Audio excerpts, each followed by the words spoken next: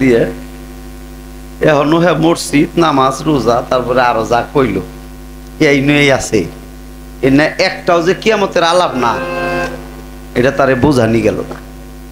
আসলে এটা কিয়ামত পালা না, না কিয়ামত পালাই এই সমস্ত আলোচনা আসবে না না। হ্যাঁ মনে হইল যে শরীয়ত মারফত পালা করতেছে এইরকম মন হইল আর কি শুরু থেকেই পর্যন্ত। ওই যে ব্যাকরণ সমস্যা, কারণ এটারে কিয়ামত পালা বলে না। এরপরে আমি না জায়েজ করলাম কোনো কিছু হয়তো ইশারা ইঙ্গিতে, আর হ্যাঁ পুরে জায়েজ করে দিল মানুষের বুঝাইয়ে। হ্যাঁ দেখে খাইস আমি ডরাই পিঠ বাঁচাই আর ওনার সাহস আছে করগা ভাই ও তোমরাই করগা ধর আইসি দূরে গান গেয়ে বই তো না ভাই এ পালা যে তোমার দিয়া হবো না ও আমি তোমার এই পয়লা গাহানেই বুঝছি। এই জন্য দাঁড়িয়ে কইছিলাম যে গানটা সাংঘর্ষিক, সমাজের সাথে মানুষের সাথে ইহা সংঘর্ষ হয়, মানুষ ইহা বললে কষ্ট পায়। আমরা অনেক লোক আছি যারা 5 ওয়াক্ত নামাজ পড়ি না, ঠিক না কথাটা? কিন্তু তাই বলে কেউ যদি নামাজের বিপক্ষে কয় তখন কিন্তু কেউ তারে ছাড়ি না। তার মানে ওইটার প্রতি একটা মায়া আছে, একটা সম্মান আমাদের আছে। তো যাক আমি এই কথা আর না বলি, তার যা ভাল লাগছে কিয়ামতে সে যা বুঝছে তার কিয়ামত হ্যাঁ করছে। আমি আমার হাসরের কথাই কই, আমি আমার জায়গায় থাকি। কঠিন হাসরের বেলা গাও মোহাম্মদ সাল্লাল্লাহু ইল্লাল্লাহ রাব্বুল আলামিন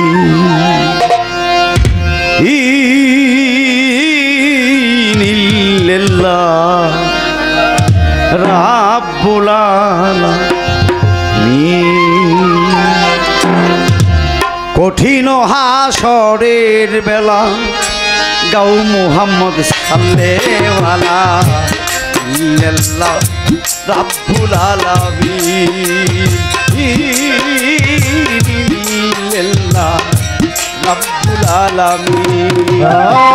কঠিন হাসরের বেলা গাও মুহাম্মদ সাল্লাল্লাহু ইল্লাল্লাহ রাব্বুল আলামিন ইল্লাল্লাহ রাব্বুল আলামিন। আল্লাহ নিজে হবে কাজী, বিকল হবে ধোঁকাবাজি, ইহুদি না ছাড়াবে দুই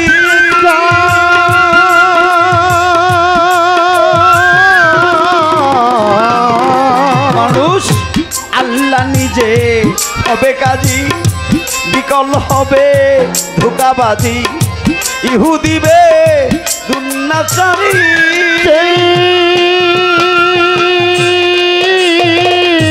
বিরাউলিয়া ফকির মাস্তান হবে সবাই সমান সমান। বিরাউলিয়া ফকির মাস্তান হবে সবাই সমান সমান। বিরাউলিয়া ফকির মাস্তান হবে সবাই সমান সমান। ইয়া নাফসি বলবে রে সেই দিন, মণিহারার অট্টালিকা বাড়ি ঘোড়ার অগ্নিশিখা। অট্টালিকা বাড়ি ঘোড়ার অগ্নিশিখা। মণিহারার অট্টালিকা অগ্নিশিখা রবি শশা বিলীন হবে, থাকবে না আর দিন। ইল্লাল্লাহ রাব্বুল আলামিন ইল্লাল্লাহ রাব্বুল আলামিন। কঠিন হাসরের বেলা গাও মুহাম্মদ সাল্লাল্লাহু ইল্লাল্লাহ রাব্বুল আলামিন ইল্লাল্লাহ রাব্বুল আলামিন। দেখি আয়ু মতের নিদান কাঁদবে আমার রাসূল দেওয়ান, উপায় কি গো বলো না সেদিন।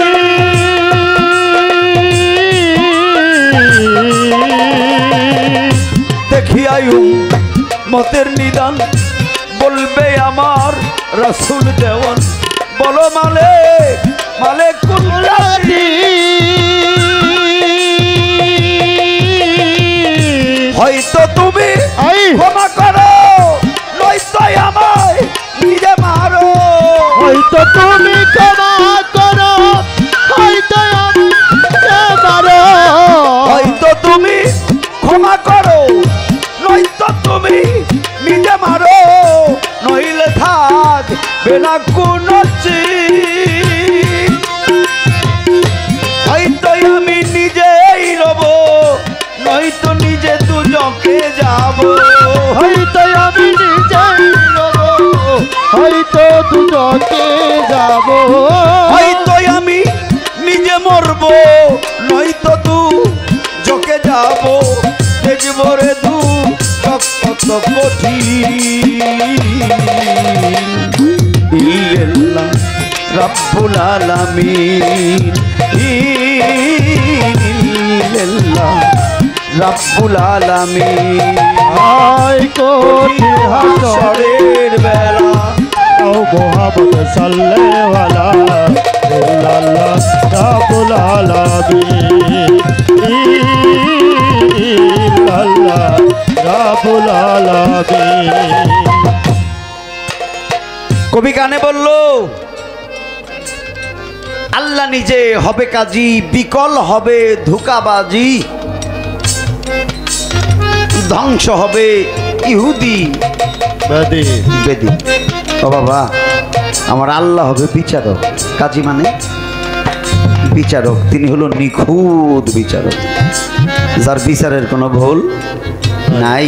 সেদিন আর ধোঁকাবাজিতে কাজে লাগবে না না, মুখের ঝুষে শরীরের শক্তিতে ভাবের উপরে নাজায়েজকে জায়েজ করলে জগতের ভিতরে করা যাবে, কিন্তু আমার আল্লাহর সামনে করা যাবে না। এই জন্য কবি বলল আল্লাহ নিজে হবে কাজী, বিকল হবে তোমার ধোঁকাবাজি। আমার আল্লাহ কাজী মানে বিচারক, নবী হবে উকিল, আমি হব আসামি। ও বাজান, বাদী কারা? আমার বিরুদ্ধে মামলাটা করলো কারা? আল্লাহ বিচারক, নবী আমার উকিল, আমি হইলাম আসামি। আমি যে আসামি হইলাম, আমার যে দোষ আছে এই সাক্ষীটা দিল কারা? এই মামলাটা ঘটাইল কারা? এই বিষয়টা একটু ভালো করে খেয়াল করেন মায়েরা, এই যে সোনারা, এই বিষয়টা ভালো করে খেয়াল করতে হবে। ওই দিন আমার বিপক্ষে কেউ সাক্ষী দেবে না, না, আমার নামে কেউ মামলা করবে না, না। তাহলে মামলাটা হইল কিভাবে? আমি যে আসামি, আমি দোষী, এটা কিভাবে হইলাম? এই হাতেই হাতের সাক্ষী দেবে, এই পায়ের সাক্ষী দেবে, এই চোখেই চোখের সাক্ষী দেবে, আমার ঠোঁট এই ঠোঁটের সাক্ষী দিয়ে দিবে। বাবা, এই প্রত্যেকটা অঙ্গ প্রত্যঙ্গ ওই দিন আর এই ভুলভাল কিছু বলবে না। ওই দিন আর অন্য কারো প্রয়োজন হবে না, না। আমার মনই আমার সত্য কথা বলে দেবে দেবে। এই জন্য আল্লাহর দরবারে কোনো ধোঁকাবাজি থাকবে না, কোনো ধোঁকাবাজি চলবে না, কোনো ফাঁকি দেওয়া যাবে না। না। আমার আল্লাহর এক নাম হবে ওয়াহিদুল কাহার। আমি একটু হাসরের কথা বলছিলাম যে হাসরটা কিভাবে বোঝানো যায়। হাসরটা দুই প্রকারে, একটা হাসর পার হয়ে আসছি, আমি এটা এরকম বলছিলাম না যে একটা হাসর পার হয়ে আসছি, চমৎকার। সেই জায়গায় একটা প্রশ্ন সে করছে, ভালো হয়েছে। আমি হাসর পার হয়ে এসেছি, পুলসিরাত পার হয়ে এসেছি। তার প্রশ্ন হলো, আপনি যে পুলসিরাত পার হয়েছেন, পুল পার হয়েছেন, এটার খুঁটি কই ভাই? নদীটার নাম কি? হ্যাঁ ভাই, দিতেছে। এই হরেনটা একটু কমায় দেন, হরেন সেটা থেকে হরেনটার সাউন্ড কমান। তাহলে আমি যে নদী পার হইলাম, এই নদীটার রিভার নাম কি? চমৎকার একটা কথা জিজ্ঞেস করছে। এই যে হাসর, এই হাসরটা পার হইলাম, এই হাসরটা আসলে কোথায়? দাঁড়িয়ে বলল আগে কিয়ামত, তারপরে হবো হাসরের বিচার। এটা সত্য কথা কইছে, আগেই তো কিয়ামত। আগে কিয়ামত হয়ে যদি কেউ না মরে, কিয়ামত যদি কারো না হয়, তাহলে হাসরের বিচার হবে কি কেমনে? আগেই তো, আগে আসামি লাগবো না, আগেই তো কিয়ামত হবো পাগল। কিয়ামত না হইলে কি আর হাসর হবে? কিয়ামত কি পাগল? কিয়ামত না, কিয়ামত, ওই কিয়ামে প্রত্যেকের মত। বাংলাদেশে সবচাইতে বড় মাঠ ঈদের মাঠ, ঈদগাহের নামাজ পড়া হয়, এটা হলো কিশোরগঞ্জের শোলাকিয়া। এই যে কিশোরগঞ্জের শোলাকিয়া মাঠ, এই যে কিশোরগঞ্জের শোলাকিয়া, আসলে শোলাকিয়া না, 1,25,000 ওই সময় যখন নামাজ আদায় করেছিল যিনি, তিনি প্রথম 1,00,000 মানুষ নিয়ে নামাজ পড়িয়াছিল। ওই জায়গাটার নাম হইল শোলাকিয়া। এখন মানুষ দোমালে মুখস্থ করে লাইছে শোলাকিয়া, আসলে শোলাকিয়া না, এটা হলো শোলাকিয়া। আচ্ছা যাই হোক, এই শোলাকিয়ায় এখন আর 1,00,000 নাই, এখন হইলো 4-5 লাখ, 2.5 লাখ, 3 লাখ মানুষ একত্রে নামাজ পড়ে। কিয়াম হইল এরকম, ওই যে ঈদের জামাতে মানুষ লাইন সারি করে দাঁড়াইছে, আর ইমাম সাহেব কইছে আল্লাহু আকবার। এই খালি ইমাম সাহেব এই কথাটা কইলেই মানুষ হাত উঠাইছে, হাত বানছে, আর কিন্তু কিছু কয়নি ইমাম সাহেব। এরপরে আলহামদু সূরাটা পড়ছে, এরপর আরেকটা সূরা পড়ছে, এই সূরা পড়ে আবারও কইছে আল্লাহু আকবার। মানুষ রুকুতে গেছে গা, হাই রে হাই, একটা মানুষ এই যে আল্লাহু আকবার ধ্বনি দিল, রুকুতে গেল, আর পিছনে লক্ষ লক্ষ মানুষ ওই মতে মত। কার মতে? ইমামের মতে মত। আমার আল্লাহ যখন হুকুম দিবে, ইসরাফিল সিংহায় ফুঁক দিবে, ওই মতেই সবার মত থাকতে হবে। এটা হলো কিয়াম মত। ওই ইমাম, সেই ইমাম, মালিকের চাইতে বড় কোনো ইমাম নাই। ওই ইমামের চাকরি যারা করে, ইমাম যারা এ জগতেও যারা এইভাবে আকামত দেয়, ওই ইমামের মতেই মত, তার নাম কিয়াম মত। এটা হলো কিয়ামত। আরেকটা কিয়ামত হলো ধ্বংস, যেটা হইতেছি যেদিন থেকে জন্ম নিছি ওই দিন থেকে আস্তে আস্তে আস্তে আস্তে, কে বলে বয়স বাড়ে, আমি বলি কমে কমে রে। মানুষ কয় বয়স বাড়ছে, আসলে বয়স বাড়ে নাই, বয়সটা কমছে কমছে। একেবারে কমতে কমতে যেদিন একেবারে শেষ হবে, ওই দিনই বিদায় নিয়ে যাইতে হবে। এই যে কিয়ামত, এটা হলো এই মত, আল্লাহর মতে মত, আল্লাহর পথের পথ, এই মতেই মত থাকতে হবে। আমার শোনাই কইলো, আরে আগে তো কিয়ামত, তা নইলে হাসরের বিচার আপনি পাবেন কই? আমি প্রত্যেক দিনে আগে কিয়ামত করে লইতে, আগে কিয়ামত কইরা ওরে মাইরা এরপরে হাসরের বিচারটা জুটাই। এই ধরে নাও, তুমি তার কাছে গেলা, তুমি তোমার ঘরের মানুষটার কাছে গেলা, আর যাওয়ার অল্প কিছুক্ষণের মধ্যেই তোমার কিয়ামত ঘটে। তোমার কিয়ামত যখন ঘটে, আমার মাওলা তখন ওই জায়গায় একটা হিসাব কিতাব করে, ওরে কি করা যায়। যদি ইমামের মতে মত হয়, তাইলে মালিক ওই জায়গায় থেকে একটা ফল দান করে। ইমাম কারা? ইমাম হইল আমার গুরু, অর্থাৎ যে কিয়ামত করলো, সে যদি তার গুরু মন্ত্র নিয়ে, গুরুর আদেশ নিয়ে, গুরুর হুকুম হকাম নিয়ে ওই দিন কিয়ামতটা হয়, তাহলে ওখান থেকে যা আসে, গুরু চাইলে, সে চাইলে একটা ফল আসে। আর যে মানুষটা কোনোদিনই গুরুর হুকুম নিল না, গুরু জানেই না, ও কি কিয়ামত কবে ওর, এর কি হইল? এর হইল ধ্বংস, এর হইল মরণ। ওর যখন মরণ হয়, তখন ওর বিচার কার্য আরম্ভ হয়। সোনারে, এই নদীর নাম হইল মারাজাল বাহরাইন নদী। এই নদীর নাম হইল মারাজাল বাহরাইন নদী।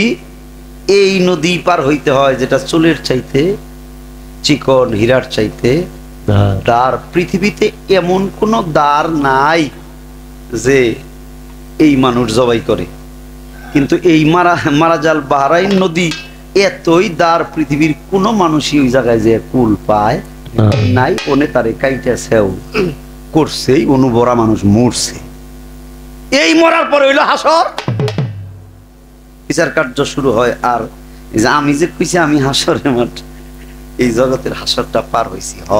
আমি বাবা হইতে যখন মায়ের কাছে গেছি, মা আমারে মারাজাল বাহরাইন সাগরের মধ্যে ধরে নিয়ে আমারে ওই যে হীরার দ্বারের চিকন রাস্তা, চুলের চাইতে মিহিম, অর্থাৎ বাবা যতটুকু দিল তার লক্ষ কোটি ভাগ করিয়া বিন্দুরতি ওই রাস্তায় প্রবেশ করিয়াছিল বিধায় আমি হানিফ সরকার জন্ম হয়েছি। আমি কি করলাম, বাবা হইতে আমি এই যে কিয়ামতের রাস্তা, প্রথম যে রাস্তায় ঢুকছি এটা হলো কিয়ামতের রাস্তা, মরণের রাস্তা, মৃত্যু ভাট, এই জায়গায় ঢুকছি। এটা হলো এমন একটা নদী যে জায়গায় পৃথিবীর কেউ বাঁচতে পারে না। কুটিতে গুটি দু একজন থাকলে থাকতে পারে, সাধক সাধু আর যারা কুমার কুমারী, সাধক সাধু কুমার কুমারী যারা এই ঘাটে কোনোদিনই যায় না, তাকে মরার কোনো ভয় নাই। এরপরেও মরার ভয় আছে যদিও ঘুমায়। এখন এই জন্য গেল না, নারীর কাছে গেল না, তাইও মরবো না, এই কথা বিশ্বাস করা যাবে না। যদিও ঘুমায় তাহলে ঘুমের তালেও কোনো না কোনো দিন মরতে পারে।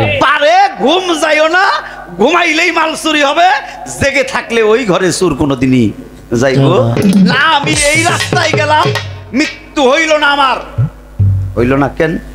ওই যে শোনা, তুমি কইছ নিশ্চয় বাবা মায়ের কোনো স্বীকৃতি ছিল, বাবা মায়ের স্বীকৃতি ছিল বিধায় মালিক আমারে এই দেশে, আমারে তোমার এই দেশে পাঠাইছে। দরদ রে, আমি চিকন এই সুরঙ্গ রাস্তা পার হইয়া, এই পুলসিরাত পার হইয়া আমি এরপরে আসছিলাম হাসরের মাঠে।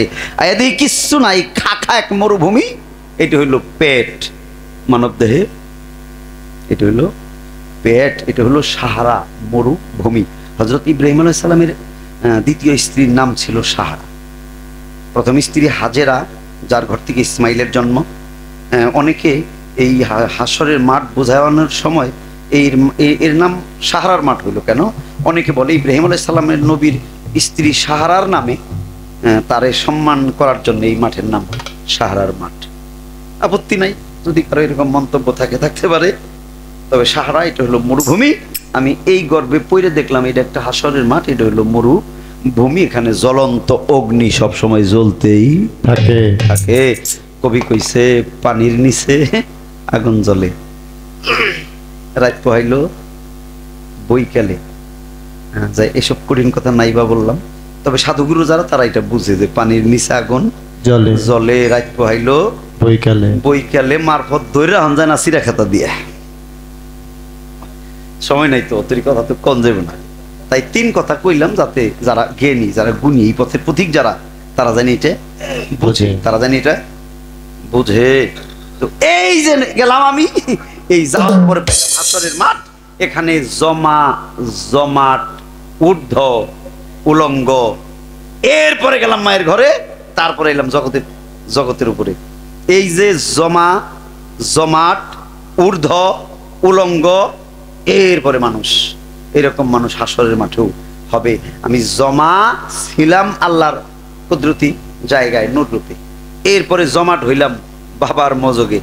এরপরে ঊর্ধ্ব, অর্থাৎ আমি ছিলাম মাথার মগজে। এরপরে গেলাম মায়ের গর্ভে। এই যে জমাট, ঊর্ধ্ব, উলঙ্গ। আমি যখন মায়ের গর্ভে ছিলাম তখন আমি উলঙ্গ ছিলাম। আমি যখন পৃথিবীতে আসলাম তখন উলঙ্গ হয়ে আসলাম। মা খাইলে আমি খাইতে পারতাম, না হইলে আমি খাইতে পারতাম না। এই যে একটা হাসরের মাঠ পার হয়ে আমি আমার মানব জন্মে আসছি, এটা হলো বাহ্যিক। আরেকটা আমার আল্লাহ যেটা সাজাবেন, যেটা পৃথিবীর সকল মানুষ। আচ্ছা, আপনারা কি একটা জিনিস জানেন? হাসরের মাঠ যখন হবে, কিয়ামতের আগে এই পৃথিবীতে 40,000 বছর ঝড় বৃষ্টি হবো, পানি হবো। কত বছর?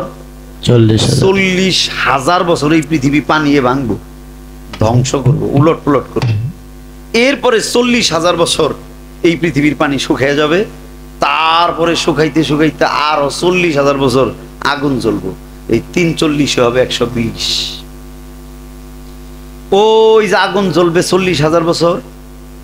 এই যে মা বোনেরা মাংস পাক করে, মাংসর উপরে যে সুরেজ হুল যেরকম বলক পারে, এই পৃথিবীটা এরকম বলকাইতে থাকে। এরপরে আমার আল্লাহ হুকুম দিবে, পৃথিবী তরল হবে, ঠান্ডা হবে, পৃথিবীতে কোনো কিছুই থাকবে না, সমান হয়ে যাবে। এরপরে আমার আল্লাহ বলবে তোমরা জেগে ওঠো। আচ্ছা, এই যে এত কিছু হওয়ার পরেও আল্লাহ কইব জেগে ওঠো। আমরা জেগে উঠবো, প্রত্যেক মানুষ। কোথায় থেকে উঠবো বলেন তো? এই 40,000 বছর যদি বৃষ্টি পানি বন্যা ধাক্কায়, তাহলে কি আমরা কেরাগনে থাকবো? এই বিষয়টা এইভাবে না, বিষয়টা এরকম, আমাদের যার যেখানে কবর হবে, আমরা যে যেখানে শায়িত হব, ওখান থেকেই আলী যেমন গজে ওঠে, আমরাও হাসরের মাঠে ওই রকম করে গজে উঠবো। মানব দেহে একটা হাড় আছে, যে হাড়টা পচে না, গলে না, ডুবে না, নষ্ট হয় না, এটা হলো আলবর্জন নামক এক হাড়। এটা নাভির ডান পাশে থাকে। এই যে আলবর্জক নামক হাড়, এটা নাভির ডান পাশে থাকে। আমার আল্লাহ বলছে এটা ধ্বংস হবে না, এই হাড় হইতেই মানুষ গজাইয়া উঠবে। আর ওই হাসরের মাঠে তখন বিচার কার্য আরম্ভ হবে। আল্লাহর এক নাম হবে ওয়াহিদুল কাহার, তার দয়া মায়া থাকবে না।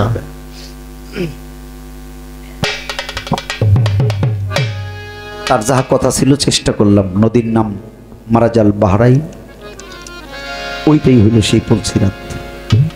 যে পুলসিরাত পার হয়ে আমরা আমরা আমরা আমরা যারা আসছি, আর হাসরের মাঠ বিচার করে যারা চলে হাসরের মাঠে, তারা ওইভাবে কষ্ট পাইয়া কোনোদিনই দাঁড়াইব না। এই যে কাতার, আপনারা একটা জিনিস জাইনা নিন, জাইনা নেবেন কার কাছে? জাইনা নেওয়ার না হইল গুরু মুর্শিদের কাছে। এখন কারো যদি পীরের সাথে ভালো সম্পর্ক না থাকে, যদি মুর্শিদের সাথে বন্ধুত্বপূর্ণ সম্পর্ক না থাকে, তাহলে কিন্তু অনেক কিছু জানা যাবে না। অনেকেই কিন্তু পীরের কাছে শরম পায়, লজ্জা পায়, হেরে ছয় না, ভয়ে কথা কয় না, দূরে বসে থাকে। এইভাবে 12 বছর চললে লাভটা কি? না, যারা পীর মুর্শিদ, যারা উস্তাদ, যারা গুরু, তাদের সাথে একটা ভালো রিলেশন, একটা বন্ধুত্বপূর্ণ সম্পর্ক থাকতে হবে। আমার আল্লাহ হাসরের মাঠে বিচার আরম্ভ করবে। এক ব্যক্তি সামনে যেয়ে দাঁড়াবে, আমার আল্লাহ জিজ্ঞেস করবে, জিব্রাইল দেখো তো ওর কোনো সওয়াব আছে কিনা। জিব্রাইল খাতা খুলে দেখবে, ওর কোনো সওয়াব নেই, ওর কোনো সওয়াব নাই। আমার আল্লাহ বলবে, এই যাও, তুমি দুজকে যাও। ও আর দেরি করবে না, আল্লাহর হুকুম পাইয়া ও দুজকের দিকে দৌড়াইতে থাকবে। ও দুজকের দিকে দৌড়ে যাবে, কিন্তু আবার পেছন দিকে ফিরে ফিরে যাবে।